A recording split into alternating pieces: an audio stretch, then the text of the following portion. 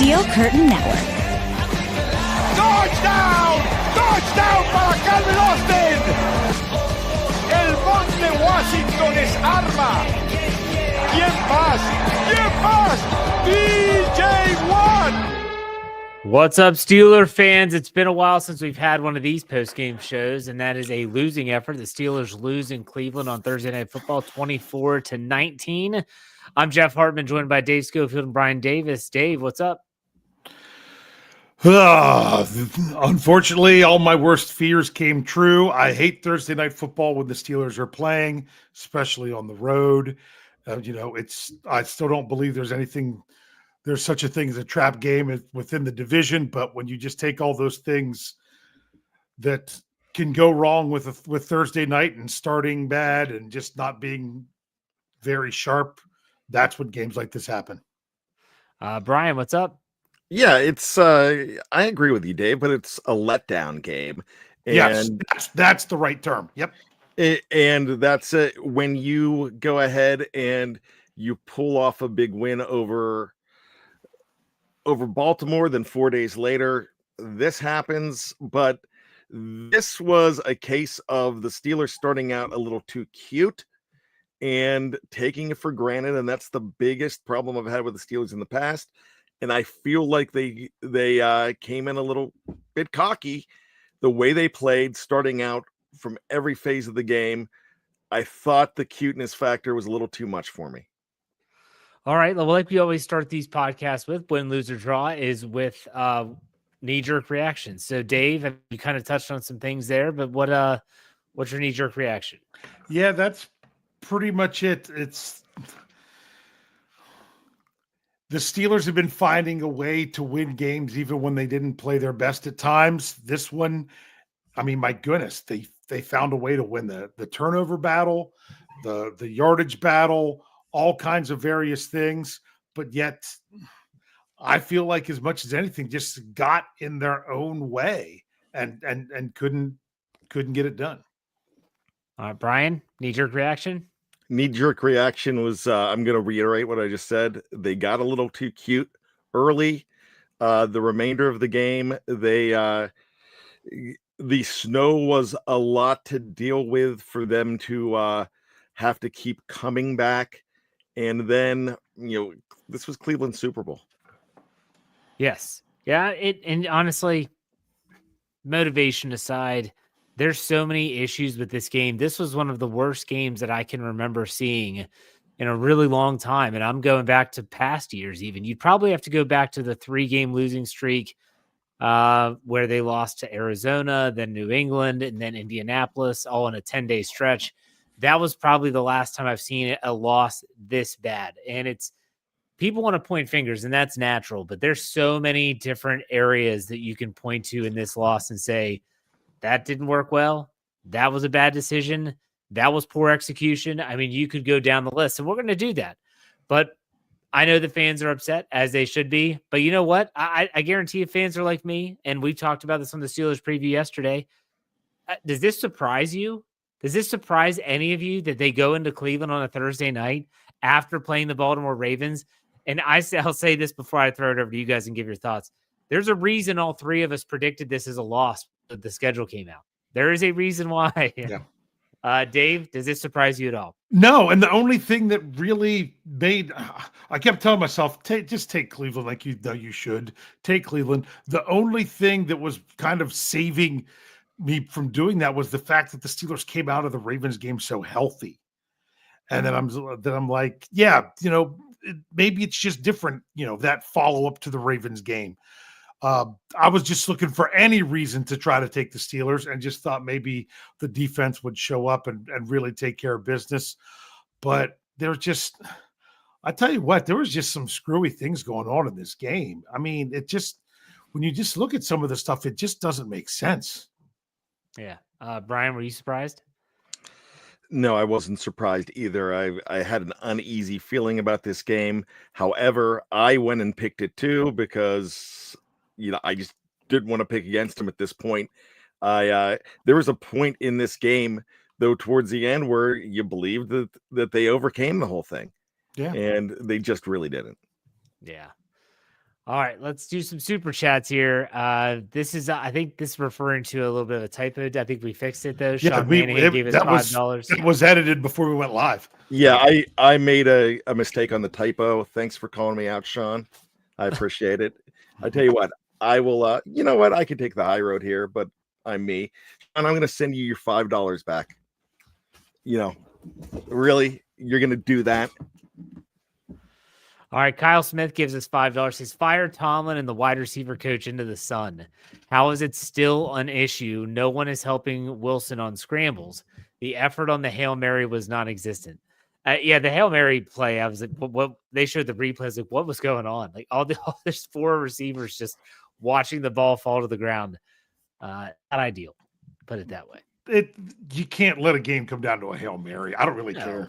I mean, you would like to see good effort, but expecting that to win a game is Cass gives us $4.99. Says, I can't find a winner, but still believed until the clock hit zeros. I believed up until the Jerry Jeudy conversion. When they converted on 3rd and 7, I think is what it was. That was after the whole snafu. Their only 3rd down conversion. Yeah, that was the whole snafu of, is it intentional grounding? They called it illegal touching. It should have been intentional grounding. This I thought it was a very poorly officiated game, but we'll get into that later. Let's go to Wilson Pava. He gives us $4.99. He said, we shot ourselves in the foot too often. The refs being almost as biased as the TV crew hurt too. I hate Cleveland so much. They deserve Watson and his contract. Nice. Yes. Love it. Very good. Here we go. Sean Manning gives us $5. Says, my screenshot still shows y'all saying we lost 24-9. Can't erase that. I don't know. Thank you for the tip. We appreciate it. Brandon Diaz gives us $4.99. Says, typical Tomlin trap game 1 year after Canada was fired and it looked like he was back on the sidelines after tonight. I don't see a win for a while. That's a knee-jerk right there. That's a knee-jerk reaction, Brandon. To not see a win for a while, well, let's pump the brakes a little bit. Let's go. Justin Gall gives us $9.99. He said, we had our chances despite the performance. I think we came out injury-free tonight. We have 10 days to regroup, and they will need those 10 days because the Cincinnati Bengals can score a lot of points. And right now, the Steelers are not. So we'll talk about that as it comes. And then lastly, let's see, what is this? How do you cost Vic, I guess? $5. Thank you. This is hot take. That was the most entertaining Thursday night football game I've seen in a while. They played in effing Narnia 3 days after the Ravens. The chat needs some perspective. Thursday night games have actually been rather entertaining. You go back to the Ravens and Bengals coming down to a 2-point conversion. I agree. It was at least for someone that didn't have a dog in the fight, it was probably entertaining. Our buddy Andrew Palladino gives us $10. Says the L surprised me for one reason: the contender talk. The Steelers have now lost to the Cowboys, Colts, and the Browns. Contenders beat lesser opponents. Tomlin still shows he can't get it done. Fair enough. That is a fair point. Fair point. Let's also go to Last King of Scotland gives us $1.99, 3rd and 4, and we throw a 40-yard pass. I tell you what, I don't mind the 30-yard pass, but really, you're going to throw it with your quarterback that hasn't completed a pass since, when was that? The middle of October? The Raiders game. Yeah. That's my thing. That was one of those things about the Steelers outthinking themselves too many times. And yes, I mean, let's just a reminder to everyone, you can say that the coaches didn't do a good job without saying everybody needs to be fired and all the heads need to roll for a new coaching staff by the next game. Okay, keep it in perspective. The coach, it's tough on a short week for players. It's tough on a short week for coaches. And I think the Steelers coaches got in their own way too much. Especially when it looked like that play was trying to draw a DPI and they were not throwing that flag for either team, either side. They were not throwing that flag. I'm sure we'll get there. Let's go to Quinn. He gives us $5. He said, Brian, I'm sending you, this is compensation. Consider it the Dick Shiner Buzz Nutter Fund, Shiner Nutter 28. Thank you very much, Quint. We appreciate it. My gosh, I didn't think typing fast and just making one error was gonna bring this much money in the live chat. Wow, should do that more often. Tony G gives us $1.99 Nee-jerk. Can we win a playoff game? And then he writes Jeff CCHS. I guess that's my high school, Central Catholic High School from back in Wheeling, West Virginia. I think I might know who that is, but I'm not going to speculate. Can we win a playoff game? Yeah, I think they can win a playoff game. Yeah. They just played a really bad game in this one game. We have a lot to break down. Trust me, we're going to get to it. Let's go to Brandon Diaz, 100% Nee-jerk. I'll fully believe in 10 days. That's fair. And that's fine. Everyone's entitled to their own opinion for sure. Lastly, let's go to Steel Dog 88, 4th and 1 earlier, and we hand off 7 yards behind the line of scrimmage. Yeah. Let's just say, and that was a $5 tip. Thank you, Steel Dog. Let's just say that the short yardage for the Steelers is rough. Well, it is rough. On that one particular, if you notice what they were doing, they were trying. That's the one where they handed it off to Jaylen Warren. They didn't have a power package in there, but they tried to get to the line of scrimmage and run quickly, which is that to catch them off guard. If it works, it looks like you're a genius. If it doesn't, like that didn't, then it's open to all kinds of criticism. Yeah. So that's what they were trying to do. I'm not saying it was the right call, but that's what happened because they didn't sub. They ran up to the line and didn't want the defense because they didn't want the defense to sub. The entire first half felt discombobulated on both sides of the football. You had late substitutions on the defensive side of the ball. You had the offense that was barely getting plays off. It's like they were late getting things in. It looked out of whack for sure. But let's not belabor the point. Let's go ahead and dive into the numbers here, and let's take a look at the offense as we always start off the show. Russell Wilson, 21 of 28, 270 yards, a 9.5 yard average through 1 touchdown, no interceptions, sacked 4 times, had a rating of 116.7. He did have a fumble loss. That was the only blemish for Russell Wilson. But I'm curious to think what you all thought of his performance. Dave, we'll start with you. Yeah, I mean, it was until late in the first half that he had an incompletion, right? Yeah. I mean, this is like so many other things with this game. You look at the numbers, and the numbers are like, oh, yeah. I mean, what do you say his passer rating was? It was up there, right? 116.7. Yeah. But all in all, the Steelers couldn't score a touchdown until the fourth quarter. I mean, how do you granted you had one, usually you would think there'd be a lot of turnovers if this was the case. They had one turnover, and in the first half, they never punted and only ended up with 3 points. Yeah. Never punted, one turnover, 3 points in the first half. It just doesn't make sense. So even though you can look at that and you can be like, oh, well, you look at the numbers, you got to finish. You've just got to finish. Sorry. Brian, what's your take on Russell Wilson? You know, that's a nice stat line, but the most important stat line is a W, and he doesn't have it tonight. Everything, I like how you said it was discombobulated. I don't really ever think it was ever bobulated. They were just never there tonight. And Russell Wilson, you know, I just felt like it was not a strong showing again, despite the numbers. And that's decent numbers.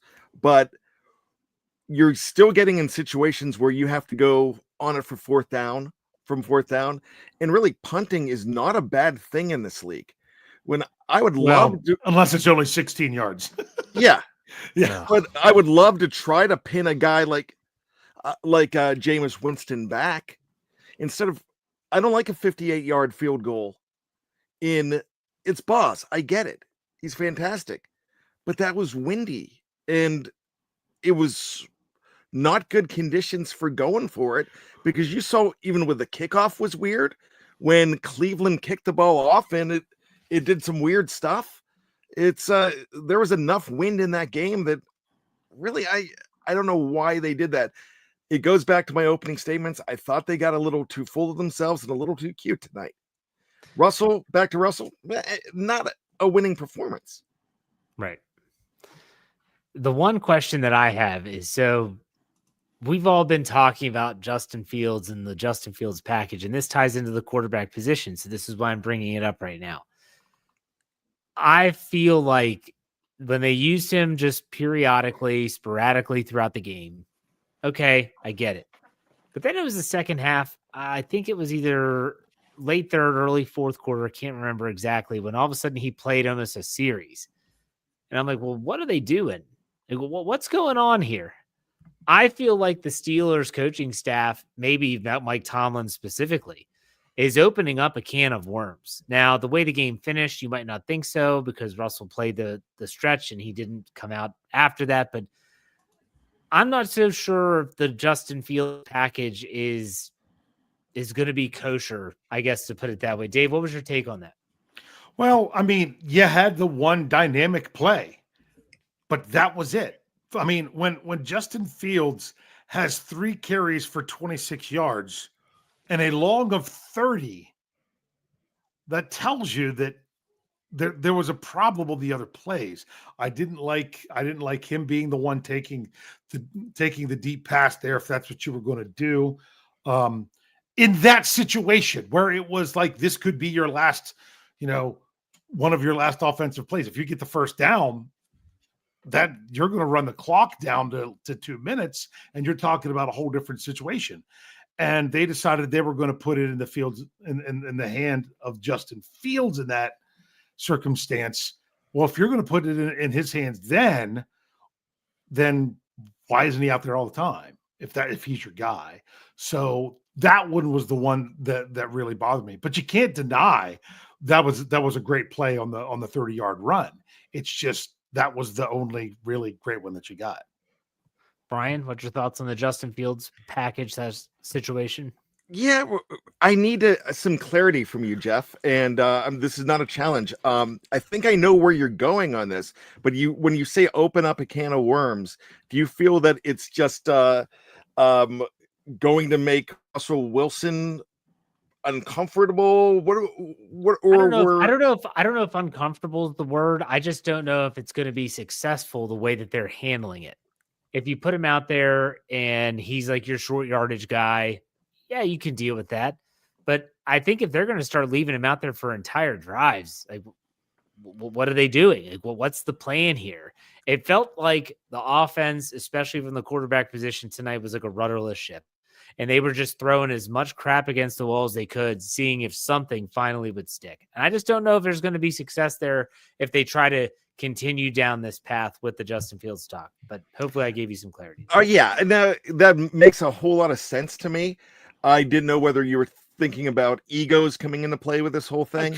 It could. But the consistency is a thing, and I'm beating a dead horse when I feel like, I like how you said throwing stuff against the wall. I feel like it was a little too cutesy, but Dave put it out there when he said, when you're having the guy throw it, that far on 3rd and 4, when he's not the specialist there. So keep them in their lanes. That's what I'm saying. If they're specialists for a reason, let them work on their specialty and kill you with their specialty, not doing what the other guy should be doing. Yeah. Dave, you doing anything? Yeah. Well, first of all, I completely missed to give credit, even though it wasn't the stats for him. Justin Fields was the one in there that allowed the handoff to Jalen Warren and him to get the touchdown. It did open that up a little bit better. But I'm not against Justin Fields throwing the ball. I'm not, because if you're going to bring him in and do that kind of stuff, you're going to need to throw it occasionally. The problem was that was, a 3rd and 4, which is most likely a passing down, and basically one of the most pivotal moments of the game. And you decided in a more of an obvious passing down situation, you were going, with the exception of, were you trying to run clock, and really at that point when it was just under 4 minutes, was it really worth running the clock? Or was it really needing about getting the first down? You needed the first down. And they should have been in there. I'm going more for the first down because they didn't run the clock anyway. And I just think that was the main thing. So it's not that I'm anti ever having Justin Fields throw the ball, because if he never does, then him coming into the game every time really says something to your defense. It's just that picking that spot to do it, I was quite surprised. Well, and I think too that, when you think about exactly how they were using Justin Fields and Russell Wilson, he threw the ball well in between the red zones. I mean, chunk plays, whether passes to Pat Freiermuth, Calvin Austin had a big catch. He did score a touchdown, obviously. Even had George Pickens on occasion. Russell Wilson moved the ball well. The problem is that when it gets into the scoring area, that's when he started to struggle. Now, Knight Rider 16 gives us a $5 tip and brings up a really good point. He says, I felt like Fields was used in this game due to the Saints having success with the read option with Taysom Hill versus the Browns. That was last week in New Orleans, the Browns losing to the Saints. He said, hopefully we don't see it a lot. You might be right there. And that is a very good point. You might be right. Okay. Let's move on from the quarterbacks and let's talk about the pass catchers. Jaylen Warren leads the Steelers. I'm sorry, not Jaylen Warren. Receiving, Calvin Austin leads the Steelers in receiving yards of 78. He has 3 catches on 3 targets and a touchdown and a long play of 46 yards. That was not his scoring play. Pat Freiermuth, 4 catches for 59 yards, 4 targets. George Pickens, 4 catches on 7 targets, 48 yards. Van Jefferson, 2 for 39. Jaylen Warren, 3 for 19. Darnell Washington, 3 for 14. Najee Harris, 2 for 13. For the second straight game, Mike Williams with no targets, no receptions. But, Dave, what did you think about the pass catchers? I mean, for the conditions, I thought they did all right catching the ball. But as someone put in the live chat very early on, so I don't know who it is, and so I can't give you credit, it was a super chat about helping your quarterback out when he scrambles.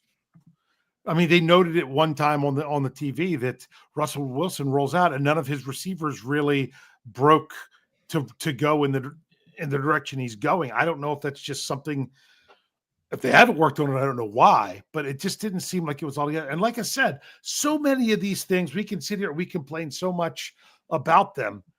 This team had no time for preparation. Neither team did. And that's why a big advantage goes to the team that's playing with nothing to lose. And that's why, it's entertaining otherwise when other teams play, but it really sucks when your team plays on Thursday night, because this is the kind of stuff that happens. If you give this team the regular amount of time to prepare for the Browns, even in Cleveland, I think they win this game. And it just, because the players weren't together, the coaches weren't together. It's just starting to really tick me off that the money grab is affecting games like this, where 8-2 teams shouldn't be losing to 2-8 teams. And you could say that maybe I'm copping out, but no, I still feel that it's the short week as much as anything that was to blame here. Okay, Brian, thoughts on the pass catchers? Yeah, I kind of went off. Yeah, I thought I was going to be. Yeah, I thought we had a completely different subject. Now, I didn't think they looked bad tonight, and especially trying to run routes in that snow and everything. I thought there'd be more drops. Didn't really have a problem with much of anything. It just wasn't enough. And I'd love to see, I know this isn't a part of it, but I'd love to see time of possession as well. I have a feeling the Steelers lost that. Oh, no, they did not. They won in a big way. Oh, see, yeah. It felt like the Browns were on the field constantly.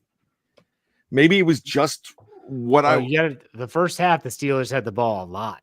The problem was they weren't adding points. They drive down the field, miss a field goal, drive down the field, turn it over on downs, drive down the field, turn it over on downs again, drive down the field, fumble. All those drives took up a ton of time, yet they weren't equating to points. That's been the issue with the Steelers for a while now. One more thing with the pass catchers. Once again, I like the fact that it's getting spread around. I like what they're doing. I just I'm going to agree with the live chat here. if you bring in a guy like Mike Wilson, you can. I don't care that you haven't that he doesn't know the playbook. He didn't know the playbook week 1, and they found a way to get him the ball. There's routes that he could run that could be Mike Williams only. Try to get him involved a little bit more. And I get what Mike Tomlin said last week about, well, Darnell Washington got more opportunities because you're giving what the defense gives you. I hate that line. I like go ahead and be strong and take from the defense. Yeah, pass catchers, I don't think they were necessarily the issue in this game. Yeah, you're kind of wondering George Pickens, 48 yards. He was sent deep a lot, didn't draw any penalties. I thought a couple of them, he probably had a case, but he was definitely getting fired up. I'd love to see what he and I think it was Newsome at the very end of the game, they got into it after that Hail Mary. I don't know what happened there. Let's look at the rushing for the Steelers. They end up rushing for 120 yards. I felt like this was unbelievably deceiving based on the 30-yard run by Justin Fields.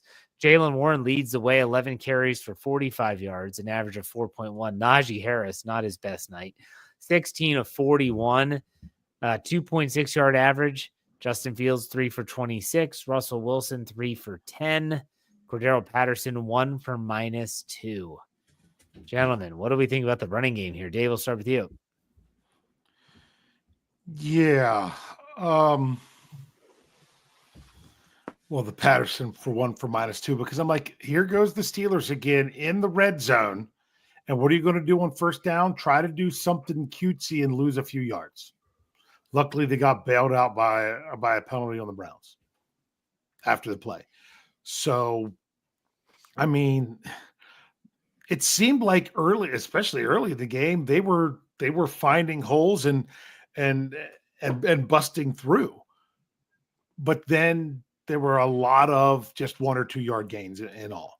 So, I mean, Najee Harris had a couple runs that, one was 11, a couple might have had an 8 or 9, but also had a lot of, 1 or 2 yarders. So I feel the biggest problem was the offensive line in the run game. They really weren't getting the job done, and they weren't, you can talk about the pass protection there as well. And that's why I didn't think the Steelers, when they got down 2 scores in the fourth quarter, had any chance to come back, because the offensive line just wasn't getting the job done well enough. But, somehow they did find a way to get back. But to me, the bigger concern with the run game to me was the blocking. All right, Brian, thoughts on the running game? Man, I'm going to wax Dave's car here and say that was absolutely fantastic, because that's my sentiments exactly. I thought this was a step back for the offensive line. I just didn't see a lot of the holes opening up. And when you're talking about the running game, here's a player that I absolutely adore, Cordero Patterson. But somebody said in the live chat, I'm going to go ahead and say it now. He does look slow. And I don't think that, he doesn't look the way he looked was it Indianapolis before he went out when he was running strong? It's that's not helping their cause at all right now. And I really thought I just mentioned the other day how they have a nice 3-headed juggernaut in the backfield. But I'm starting to have second thoughts on that. Najee, I thought there were signs of brilliance, but when it came down to it, I didn't think that Najee or Jaylen Warren, especially in short yardage situations, were having anything to they were in a coal mine with no daylight. Yeah. Shoot, short yardage with the Steelers anymore. It could be a 4th and 1, and I'm saying put your money down that they're turning it over on downs. Like, that's just the way they're trending. It's just not trending in a good way. And I think that's a really good opportunity to then pivot to talk about the offensive line. So pass protection, they gave up. This was the same as last week. Russell Wilson was sacked multiple times in the first half and then none in the second. He got sacked 4 times in the first half and then wasn't sacked at all in the second half. Quarterback hits, though.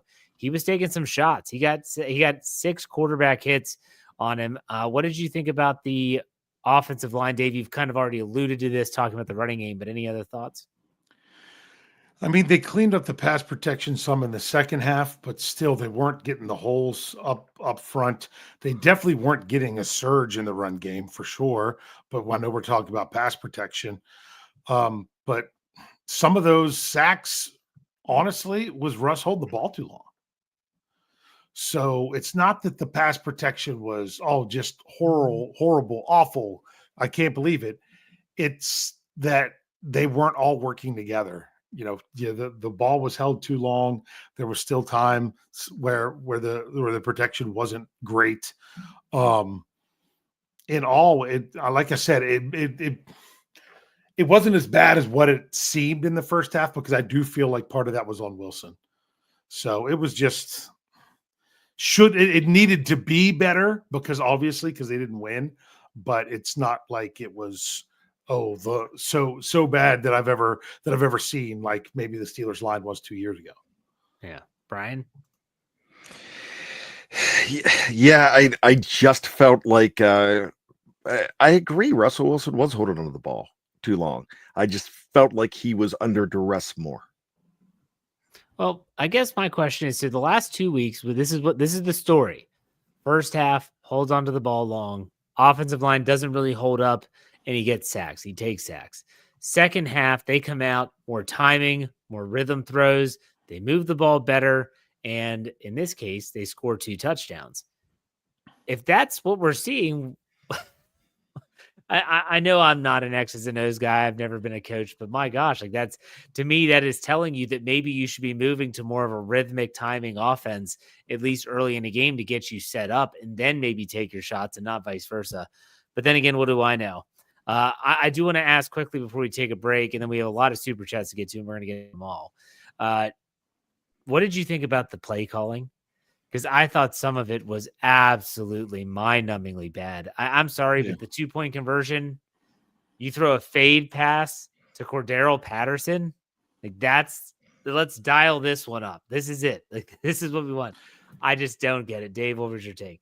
Yeah, it's funny because I can't remember which one of the Steelers beat reporters put it out there on X. They're like, I think it was 57 seven shots plays we saw in training camp, and not one time did they throw a fade to Cordero Patterson.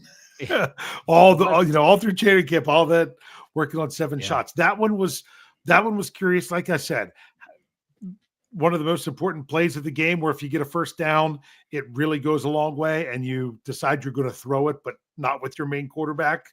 That was very curious. I already mentioned the Cordero Patterson run down there when they get down there first and goal. There was just, and how many times is it? You could almost it was feeling very Matt Canada-esque. We're like, oh, it's second and long. It's second and 10. Here comes the run. Yep. Even when they scored after the takeaway, they took the shot to George Pickens. He zigged when he should have zagged. I don't know if it was him, if it was Russ seeing the ball. Bottom line, they were on the same page. Then what they had to do on second down and 10, run it for 2 yards. Luckily, they then got the touchdown to Calvin Austin after that. But it was like they still have to throw in that token second and long run play. It's not fooling anybody if you do it almost every time. So, yeah, I felt that's why I say short weeks suck, because no one can get prepared as well as they typically do. I mean, if you really want to be a great coach, get it done on a short week. But that wasn't happening, especially with the Steelers play calling tonight. Brian, what's your take? Yeah, it was unimaginative. It's almost like I'm buying more and more into the short week thing, and I'll tell you why I'm buying into that. As a reason for a team, like Dave said, the other team had nothing to lose. That's fine. It's almost like, all right, these are the plays that we didn't use against Baltimore, so we'll just dust them off and bring them out. And I hated when you try to get imaginative and it's just foolish. I I just don't understand that. And I thought there was a lot of foolhardy plays in this game. This is by far Arthur Smith's worst game calling of the year. I thought he has been a breath of fresh air. I think he's been fantastic. I think this was, we watch aces in baseball, even the best go 24-4. This was one of those games when you get shelled in the first inning, and I kind of feel like the play callers let themselves get shelled early instead of settling down, taking time and moving in through the count. I hear you guys talking about the short prep and stuff like that. I just can't give this team, this coaching staff, these players a pass on that. The Browns had the same exact prep time. Yeah, they didn't have to travel. It's not like it's a far trip for Pittsburgh. But you still got to leave the day before. NFL rules make you do it. Yeah, I understand that, but they looked more. The Browns looked more prepared. They looked more buttoned up. They were scheming players open. They were adjusting in game. Meanwhile, the coaches on the Steelers sideline were not. They were bumbling with really poor time management issues with timeouts and how to manage the game. Just awful stuff that has, in my opinion, nothing to do with Thursday Night Football. It has nothing to do with having a short trip. It has everything to do with the fact that they sucked in this game. And I think we can say that. Like, I'm not putting it all on Thursday night here. Brian, what are you going to say? And that's very true. You cannot put any holes in that. What Dave and I'm sorry, speaking for you, Dave, I think what we're trying to say is look at the preparation they had this week. Look at just doing walkthroughs, not doing much in practice this week. I feel like they phoned it in. I just said in my last soliloquy about how they're just taking the plays that didn't work against that they didn't get to bring out against Baltimore. It seems like they did nothing to prepare as a coaching staff, not much as a team to prepare for this game, and the Browns did. So I think it comes down to that is what I'm trying to say as far as the short week goes. Are you trying to fit 8 pounds in a 5-pound bag, as Coach Tomlin says? Are you still trying to get in everything that you need to get in, or are you just saying, hey, it's a short week, we're just not going to do as much? Either, and I don't know the answer to that, but my thing is, you got to kind of pick one. And did it? I'm not sure which it was, but you've got to kind of make that decision one way or the other and roll with it. And either way, whichever one they decided, they probably should have gone the other direction because it did not work.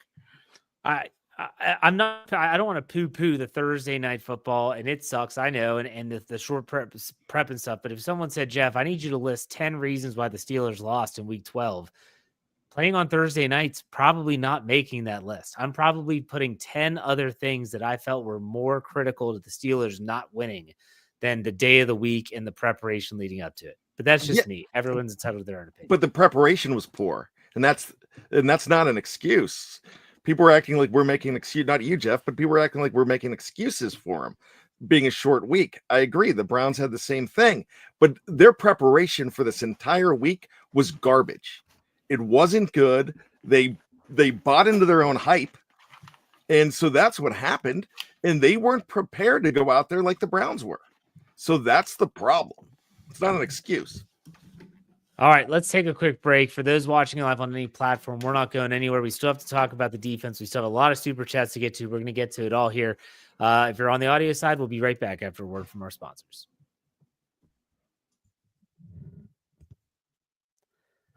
All right, folks, welcome back. Thank you for sticking around. It's been a long one for sure. It has been a long one. Let's get to some of these super chats here. Tom plays games. Tom Mira gives us $2. Said, when Jeff isn't the one sounding like a homer. That's from the former homer and the hater. That's definitely a rarity. Steeler Nation Australia. Marky D gives us $5 dingo. He says, we have a saying here in Australia. She'll be right. Don't be mad we lost. Be happy we can improve. Yeah, this is not a playoff loss. This is not end the season. Maybe this is a gut check for the Steelers. Maybe they were drinking their Kool-Aid, so to speak, Brian, as you kind of alluded to. Faceless Man gives us $4.99. As much as we'd be justified complaining about officiating, this loss was a coaching staff special. Please start limiting Patterson to special teams. Does he even deserve special team reps? He just looks really slow. That's all I'm saying. But Kingdom, he didn't before he before he got hurt in the Colts game. Absolutely agree. Agree 100%. Right now, he looks slow. Kingdom Reign Ministries gives us $4.99. So Tomlin relies on preparation to win. That's why he loses these short week games. He could not fit his 8 pounds in the 5-pound bag this week. There you go. Doesn't give me hope for Christmas Day. Thanks a lot, guys. Tyler W gives us $2. The O-line lost the game with assistance from special teams. We'll talk about special teams for sure. Here we go. Let's go to Thomas Potts. Gives us $4.99. Says Cleveland played to win. The Steelers played like they always do, as little as possible to try to win. Cleveland definitely played with reckless abandon.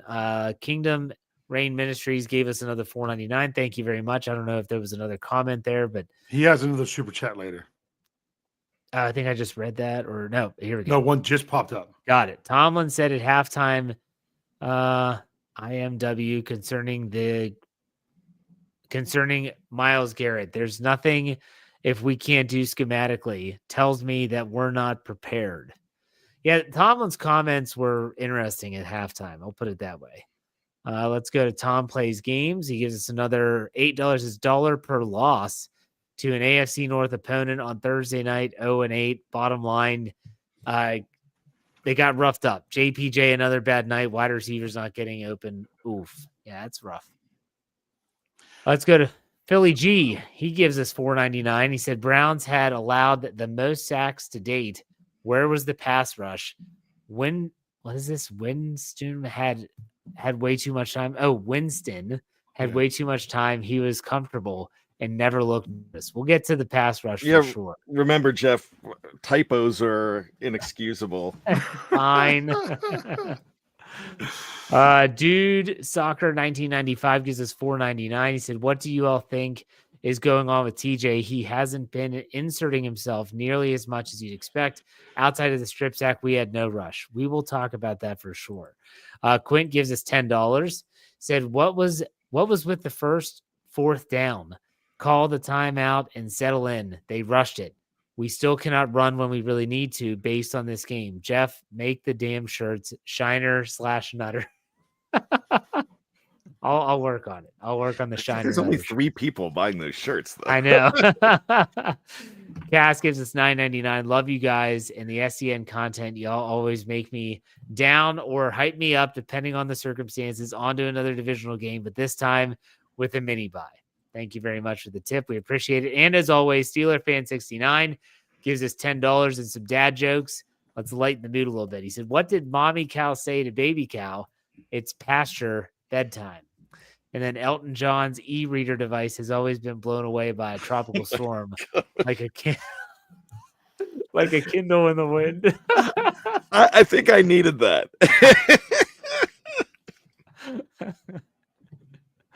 All right, let's talk about the defense, and I think it's appropriate. And I think Philly G, he alluded to this in his super chat, and we'll start there. Jameis Winston the Browns quarterbacks had been sacked more than any other team in the NFL leading into this game. The Steelers muster 1 sack. It was a big one. Nick Herbig comes away with a strip sack, and it's a fumble recovery by the Steelers, and they needed that in a big way. But he was only sacked 1 time, and the Pittsburgh Steelers only had 6 quarterback hits. Guys, what in the heck is going on here with the pass rush? What was your takeaway, Dave? Pass rush, it's been a problem for the season. When you look at where the Steelers rank with a lot of their things with defensively, with yards, points, against the run, against the pass, takeaways, things like that, sacks is their worst one. And this is the Pittsburgh Steelers. It has not been something that they've been coming through with this year. So what are they up to now for the season? I should remember. 25, I got it written down somewhere. 25 with the one today. They had 24 coming into this week. Yeah, but it's not. That's pretty concerning. And honestly, I said I said my X factor for defense for this game was TJ Watt because, he had been a Browns wrecker. I remember several years ago doing the Steelers Vertex article with Jeffrey Benedict. Oh, I miss you, Jeffrey. About how TJ Watt ended half of the Browns drive. Like every drive they had in the second half, he ended with a sack, with a dig. It was something that he did, ended the drive, batted down a pass, things like that. He's been a Browns killer. And you just didn't really notice him. I had to go back and watch the touchdown run on 4th down just to see where was he? Where was TJ Watt on that? Because he ran to his side.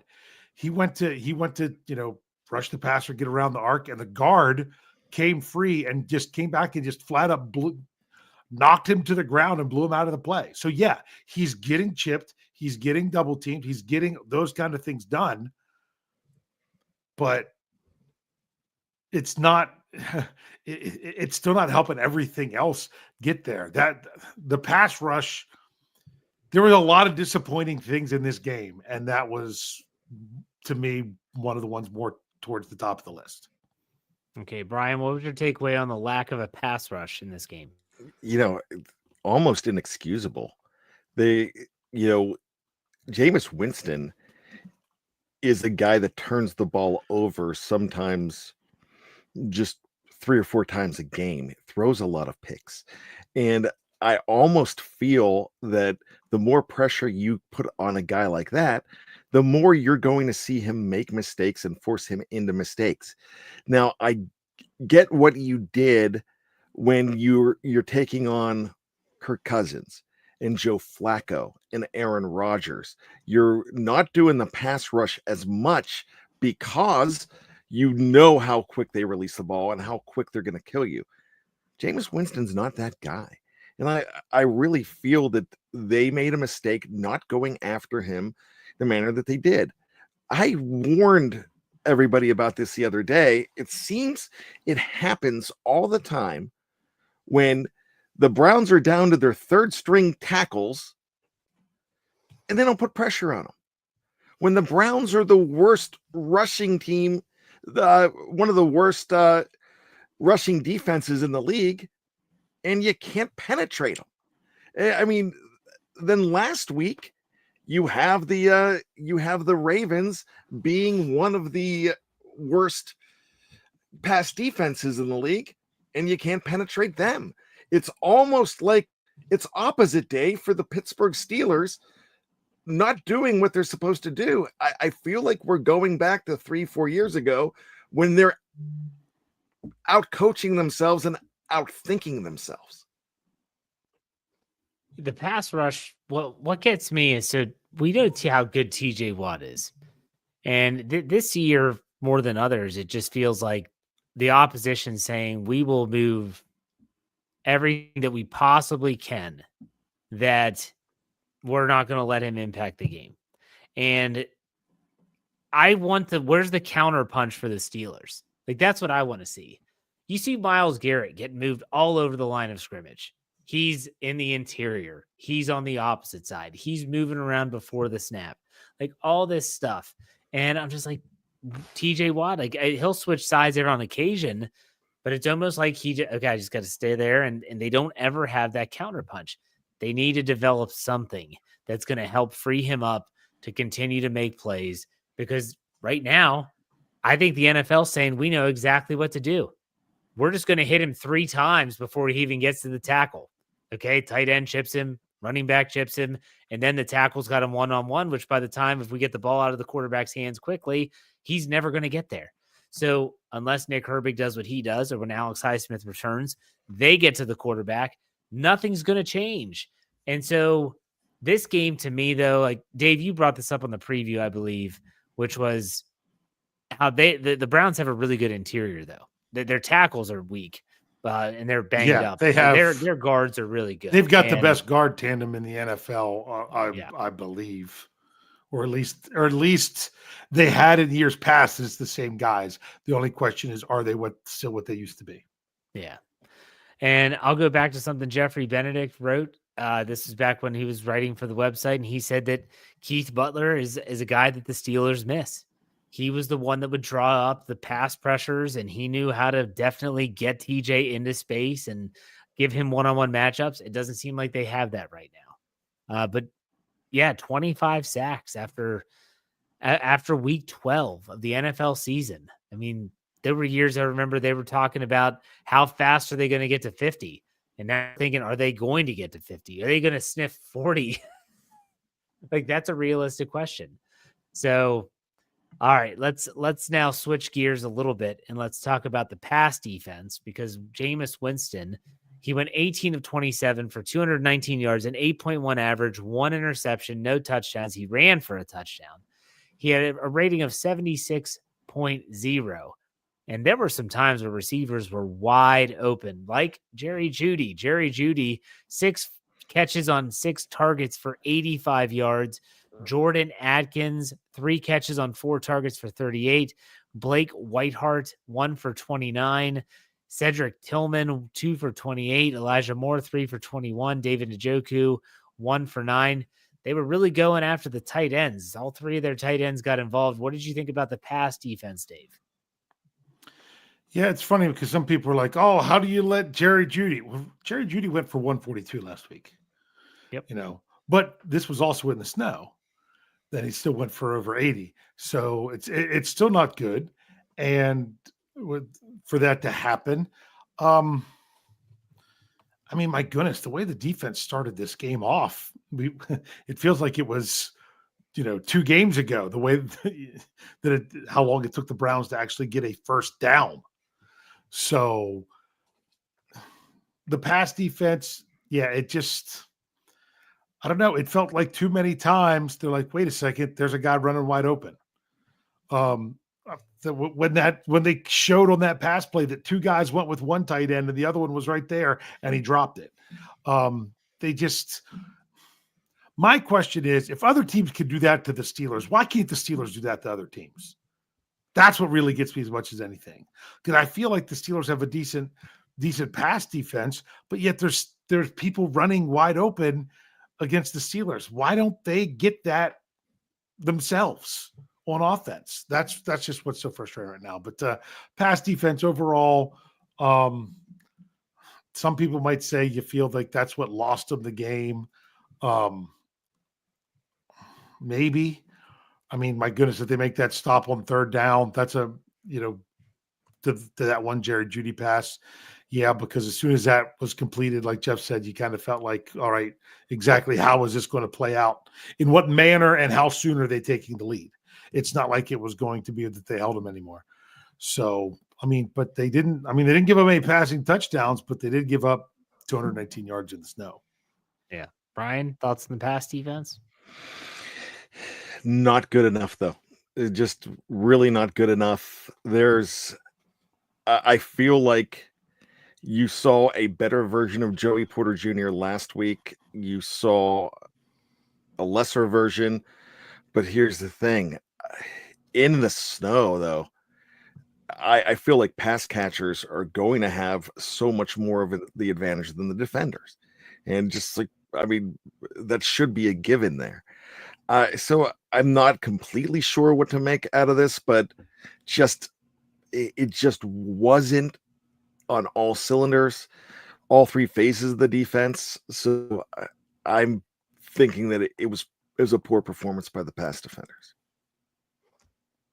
Yeah, it's tough. It's tough to try and figure this out from the TV angle, because sometimes, you don't see what is actually happening, what's developing, who's open, what's happening, rub routes, all this crap that happens on a regular basis. But there was a lot of cushion, and I don't know if how much of it was players were afraid to slip. I mean, anyone that's played on a slick surface in the snow, a lot of times you're afraid to really plant hard because you're afraid that you're just going to slip and fall, in which case that could be even worse. So the pass rush didn't get home. Therefore, sometimes that exposes the secondary. And we've seen that being a constant with the Steelers. And what really sucks is that the Steelers defense did enough in terms of the takeaway department. They get 3 takeaways. They intercept. They have 2 interceptions, the fumble, which you mentioned, the Herbig strip sack, and it just goes all back to the offense. They could never really take advantage of those. From a rushing defense standpoint, they held their own. Nick Chubb rushes for 59 yards on 20 carries for a 3-yard average. Jerome Ford had 4 carries for 19 yards. Jameis Winston 3 for 7. He did score a rushing touchdown, and they rushed for 85 total yards, a 3.1 yard average. I didn't think the rush defense was the issue. But Dave, you disagree? No, I mean it wasn't. It's not like they were busting out big plays. The Browns did not have a double-digit yardage run. They didn't bust out a big run. The longest run was Jerome Ford for 9 yards. Yeah. So they were doing a good job in that aspect, but they were constantly giving up 3 yards. So anytime the Browns got down there close, you're like, they're going to pound this in because the Steelers are constantly giving up that much yardage. So in that aspect, when it came to the goal line, I felt like it was almost a given. That's why they rushed for 3 touchdowns. But in all, they didn't allow Cleveland to just run. Yeah. Brian, what's your take? Yeah, I just said that the defense was terrible as a whole. The rush defense, they got it done for the most part. I will say that, giving up those plays to Chubb is not the same guy, and we talked about that on the preview last night as well. He is not the same. That knees, I fear just for the player that knee's never going to be the same again. But what I'm saying here is they got beat more by the pass defense, beat so much more, and I just feel that if 9 yards was their longest run, that's kind of bottling up a run offense. So I kind of feel like that was probably your best chance to win there. But when it was that close, and you do have a guy like Chubb and Dave saying, they're consistently going for 3 yards. Well, those 3 yards, if you add a half onto them, then those 3 yards in a couple halves make a first down, make 10. So I know that sounds ridiculous. It's late, but 3 yards are fine, but run defense wasn't the problem.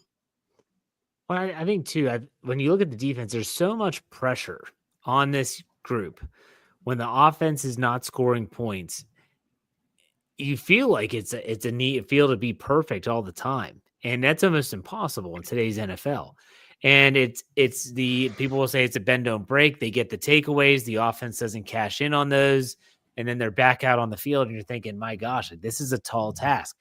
But the Steelers, they invest heavily in the defensive side of the ball. And so us fans, we actually think that's what they should do on a day in and day out basis. And that's difficult. I don't want to just abandon the defense, but I do want to touch on special teams. Chris Boswell misses his second field goal of the year, a 58-yarder. I thought it was people can say this is Monday morning quarterbacking the decision. I thought it was ill-advised to kick it. Yeah. I would have punted the ball. Corliss Waitman doesn't punt until the fourth quarter, and he shanked it. Like there's no other way around it. Anyone that's a golfer that knows what it's like to hit one off the hosel, he shanked it for 16 yards, Dave? Yeah. I mean, and think about it. That's what Cleveland did on their first punt. The first punt by each team was 15 or 16 yards. Except KZ got flagged for a personal foul. Yeah, I mean, the punt still only went that far, but then that was just added onto it afterwards.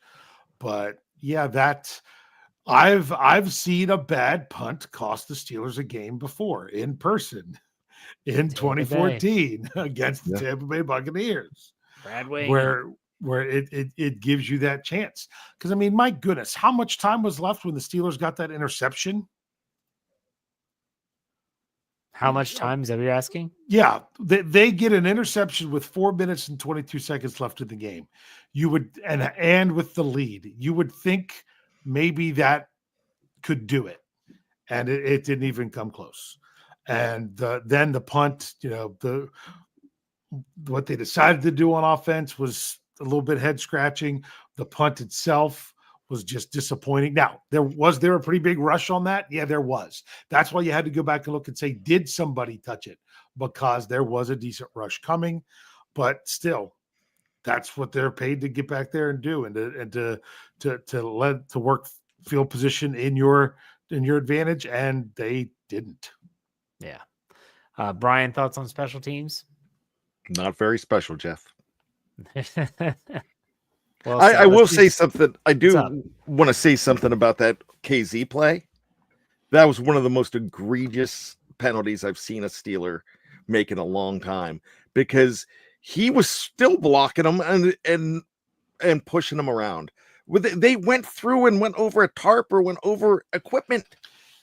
Yeah, but did you also not see that the Browns guy tried to sell it and he actually grabbed a hold of KZ and pulled him all the way over there?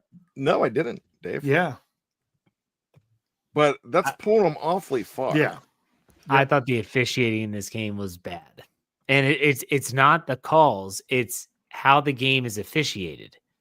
And when you have these I'm going to use the word again. When you have these discombobulated moments where at the head umpire is running from sideline to sideline to talk to coaches, you've lost it. You've lost control of the game. That just typifies exactly what this game was like from a officiating standpoint. Yeah. What's up? I was going to say, I also think that the illegal touching is a cop-out. I think it was Tim Benz that had it on Twitter. Oh, so if you ever want to just get away with intentional grounding, just throw it to where your lineman touches it. Yeah. Say, hey, catch because well, and what I was frustrated is, I know when I was coaching in high school that illegal touching was a loss of down, because we lost a game on that play. Went for 2 with no time on the clock, trailing by 1, and the quarterback throws it to a wide open offensive lineman. And we didn't get another chance. It was loss of down. Yeah. So but apparently that's not the rule in the NFL. So I would have much rather have had the intentional grounding back. Then you get the penalty is back at that spot and loss of down. That would have been a huge play. We'll never know. And that was what Tomlin thought they were calling, which that's what he said in the post-game. But that doesn't make sense, because he wouldn't decline. He wouldn't have, if it was intentional grounding, he wouldn't decline intentional grounding.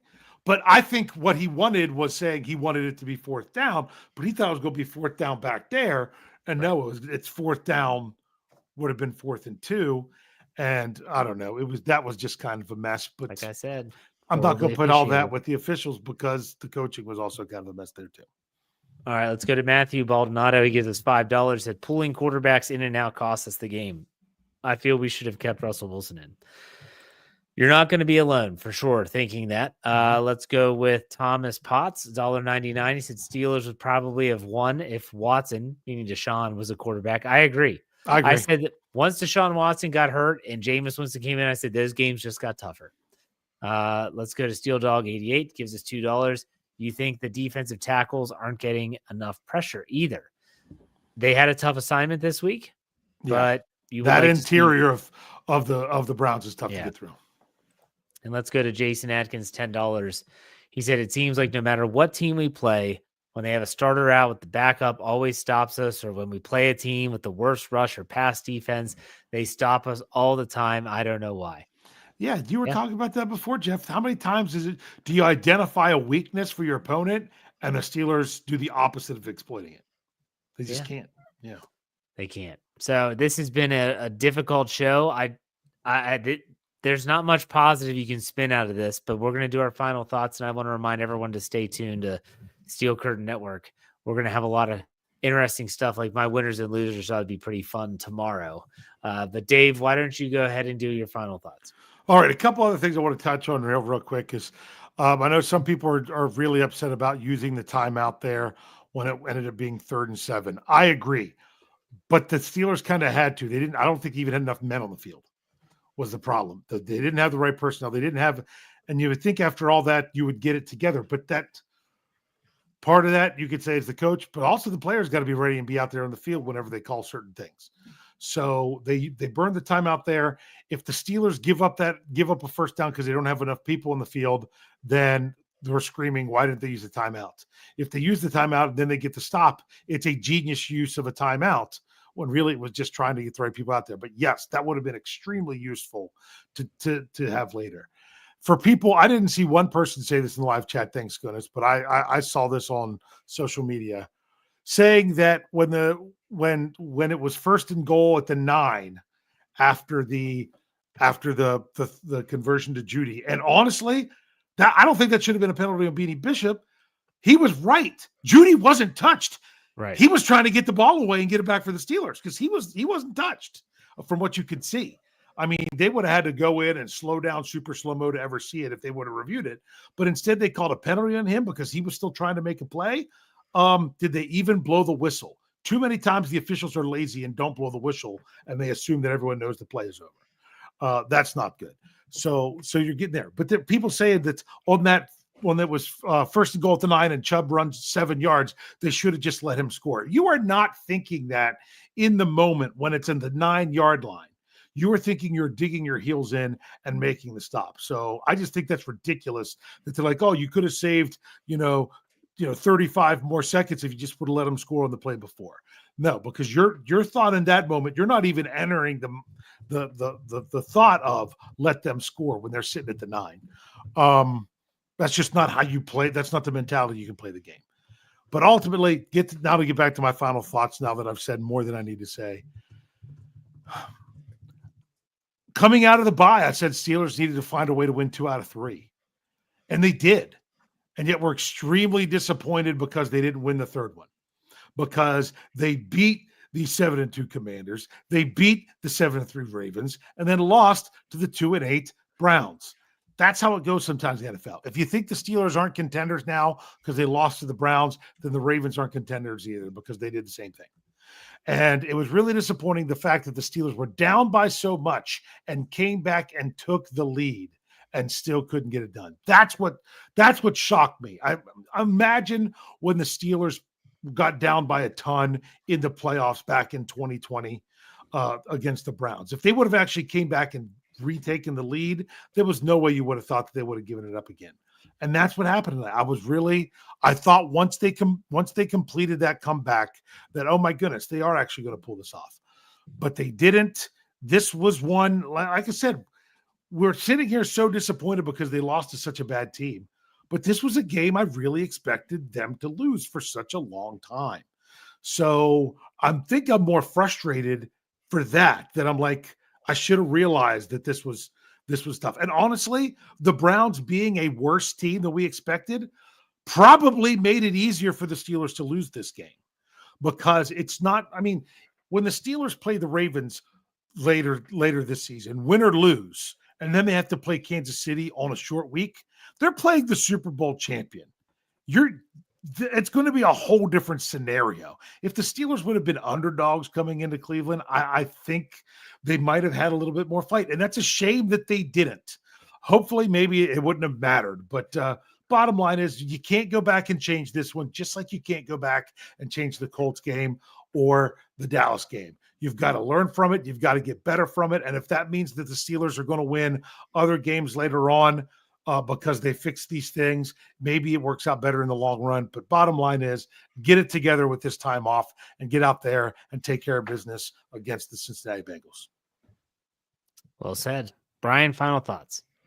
If I had a time machine and I had a chance to go back and change the Colts and the Cowboys games, I don't think I'm going to do it. I like the fact that they made the move to Russell Wilson. I don't think they make the move to Russell Wilson. And I don't think that they're 8-3 after week 12 if they don't make that move. There's a lot of anti-Russell Wilson sentiment out there right now. I get it. But what is a letdown? A letdown is a disappointment that you suffer, usually because something has not happened in the way in which you expected it to happen. Yeah. We got so excited after that win over Baltimore. You felt like world beaters. You felt like, all right, this could be it. And then you run into Cleveland, who they kept on saying it. They have nothing to lose. They had nothing to lose in this game. The Steelers, I don't think they prepared the way they should have prepared in this game. I don't know what it was, but teams suffer letdowns a lot. We've seen it just a few weeks ago when the Baltimore Ravens were riding high and lost to the same Cleveland team because they made mistakes. I feel like the Steelers made more mistakes in this game than Cleveland forced mistakes on the Pittsburgh Steelers. And that gives me a little bit of hope, knowing that the letdown's gone and you go out and do what you do. Dave just said it again. Fix what you need to fix and go out and be who we expect you to be. And when you are what we expect you to be, there's no letdown. All right. Well said. Well said. Let's do a couple super chats here before we call it a show. Patrick Martinez gives us $1.99. He said, on the plus side, we hope for 2-1 start after the bye. It's exactly what Dave said. And they did that. They did that. They got a 2-1 start. Dylan A gives us $1.99. He said, is it possible we finish the season with just 10 wins? Yeah, it's possible. I mean, anything is possible. You would hope that they'd be able to rattle off a few more than 10. We'll see. Yeah, this is going to suck for a while because of the little mini bye. But nonetheless, the Steelers do have some big games coming up, and we're going to have it for you right here at the Steel Curtain Network. I encourage everyone to check out all of our podcasts. Tomorrow morning, Friday, I will have my Let's Ride podcast around 9 a.m. So make sure you check out that. We'll do winners and losers. Ought to be a fun one. We'll have a full slate of shows over the weekend, as well as steelcurtainnetwork.com. Always encourage you to check out that website, steelcurtainnetwork.com. For those of you that joined us and stayed with us all this time, thank you all very much. We do appreciate it. We will be back next week, not so late, talking about another Steelers game, hopefully a Steelers victory. In the meantime, for Bryan and Dave, thank you all very much. We'll see you next week after another Steelers postgame show.